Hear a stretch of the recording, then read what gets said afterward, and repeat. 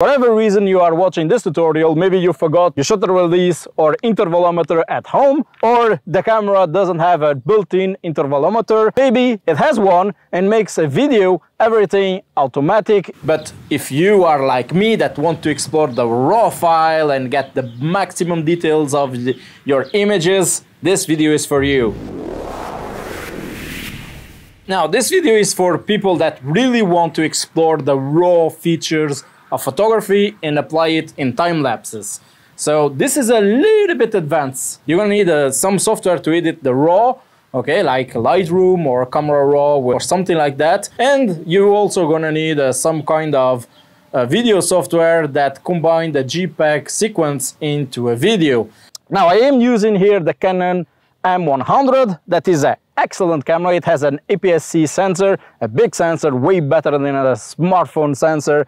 You can put lenses, etc., but it only have an output of HDMI and a USB connection that only serves to read the SD card. So you have no control via this camera with an intervalometer or something like that. I'm going to use a Canon, but if you are Panasonic or Sony or whatever, you will have some sort of Wi-Fi connection with your smartphone and take pictures remotely. Your camera only needs remote Wi-Fi control that you're going to use with your smartphone. First of all, we need to put everything manual before connecting to the app, because depending on your app, maybe you don't have absolute control of the camera via the app. And in the back of the screen gonna say, well, controlled by your smartphone, and you don't have the control of shutter speed or something like that, and that's very annoying. So what we're gonna do is first go to manual mode. So we want everything manual.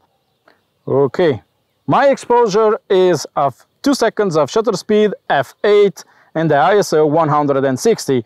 And you guys may wonder how the hell I have that exposure. Applying this filter. So this is a Hoya ND1000, so it will remove 10 stops of light. I want to have motion blur. That means that the clouds moving and the sun moving or whatever it's moving should be blurred. So in video, because time-lapse is a video, will look way natural than things jumping like this on the time-lapse.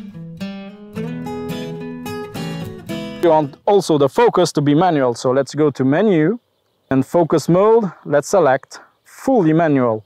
So like this, I can use the ring to focus, and that's exactly what I'm gonna do now. I'm going to here and make sure that the landscape is focused as so. Now, I need to make sure that I am photographing raw as well, so we have the maximum editing abilities. There we go, everything is manual except the white balance. Now we need to connect the camera to the smartphone. And to do that, I go to menu, let me go to the settings, Wi-Fi connection, OnePlus, and there we go. Pretty damn simple, isn't it? I need an app called Intervalometer. Here we have it, and open the intervalometer. Now let's make sure that the intervalometer is pointing to the right place. Pressing here, it is perfect. So it will have 3 seconds of delay. So when I press start, it will count 1, 2, 3 and start the intervalometer. I'm gonna take 250 images. Why? Because I will edit the video in 25 images per second. If I want 10 seconds, so it's 25 multiplied by 10, 250. Basic. As my shutter speed is 2 seconds, I want to have a delay of 4 seconds. Interval of 4, okay. There we go. So we are ready to roll. So let's press start. And this will take roughly 20 minutes. So I need to address 2 problems really quick. First of all is why I am using 4 seconds of delay between shots. Really simple, so the camera have time to record to the SD card and get ready to take the next shot.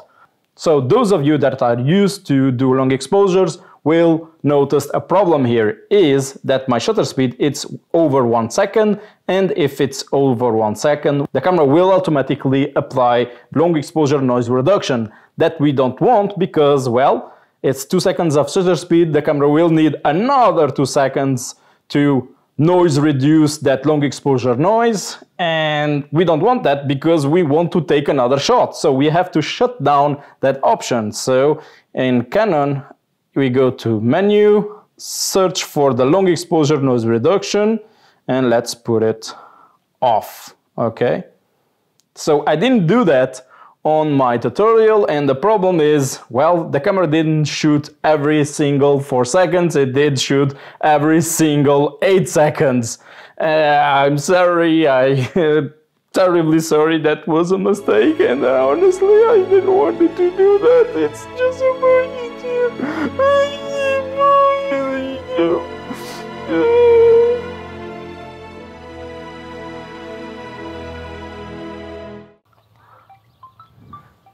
No!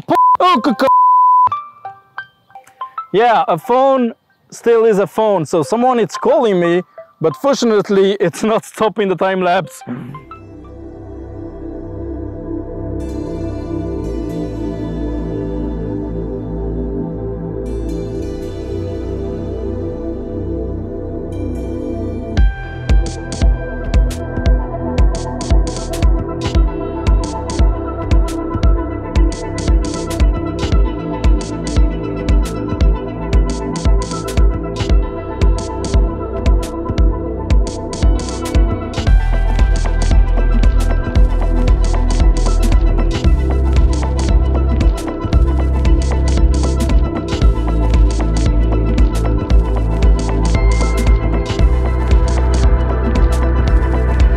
Now that your time-lapse is done, you can edit the raw files, export them to JPEG, import them to a video editor of your choice, and export a high-quality, personalized time-lapse for your social media or for your movie or for whatever you use it. So, drop a like if you learned something, comment down below if you have any questions, and subscribe if you want to see more stuff like this. I am Miguel, until next time, see ya!